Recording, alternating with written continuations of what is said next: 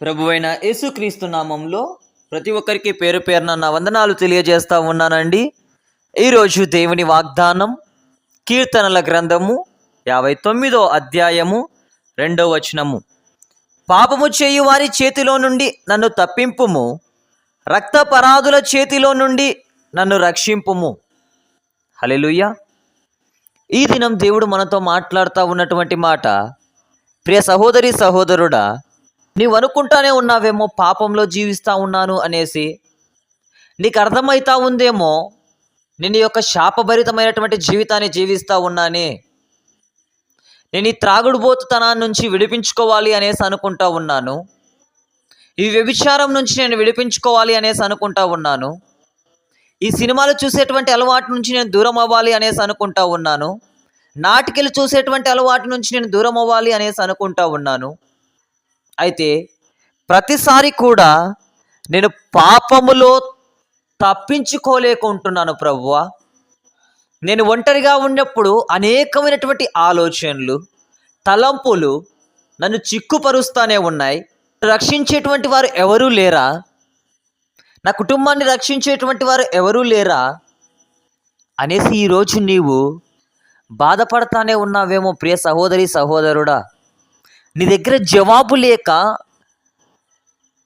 నీ దగ్గర ఎటువంటి ఆన్సర్ లేక కొట్టుమిట్టాడుతానే ఉన్నావేమో.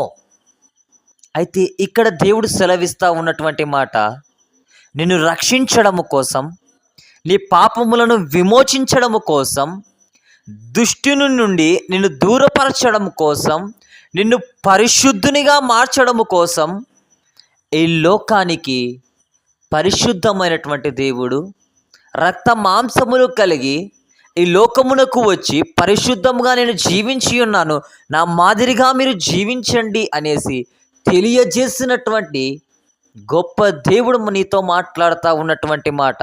ఆయనే యేసుక్రీస్తు ప్రభుల వారు. ఆయన నామమందు మాత్రమే విమోచన, ఆయన నామమందు మాత్రమే నీకు రక్షణ. హల్లెలూయా. ఈరోజు నువ్వు నమ్మి విశ్వసించినట్లయితే, ప్రభువునందు నమ్మిక ఉంచు. నీ యొక్క పాపం ఏదైనా కావచ్చు, నీ యొక్క శాపం ఏదైనా కావచ్చు, నీ యొక్క భారం ఏదైనా కావచ్చు, నీ సమస్య ఏదైనా కావచ్చు, నజరేయుడైనటువంటి యేసుక్రీస్తు ప్రభుల వారు దాన్ని తొలగించుటకు సామర్థ్యము కలిగి ఉన్నటువంటి దేవుడు. ఈరోజు నీ వెండి బంగారంలో నీవు దేవుని దగ్గర పెట్టాల్సిన అవసరం లేదు. నీ దహన బలులు నీ పాపముల కోసమై నువ్వు పెట్టాల్సిన అవసరం లేదు. నీ శాపాలు పోవడం కోసం నువ్వు పెట్టాల్సిన అవసరం లేదు. అయితే ప్రభువా నన్ను క్షమించు అనేసి ఒక్క ప్రార్థన దేవుని సన్నిధిలో మోకరించి ప్రార్థించు. దేవుడు నీ యొక్క మొరను విని నీకు స్వస్థత ఇచ్చేటువంటి దేవుడై ఉంటా ఉన్నాడు. నిన్ను నీ హృదయాన్ని కదిలింప చేసేటువంటి దేవుడై ఉంటా ఉన్నాడు. నీ హృదయ తలంపులను మాన్పేవాడై ఉంటా ఉన్నాడు.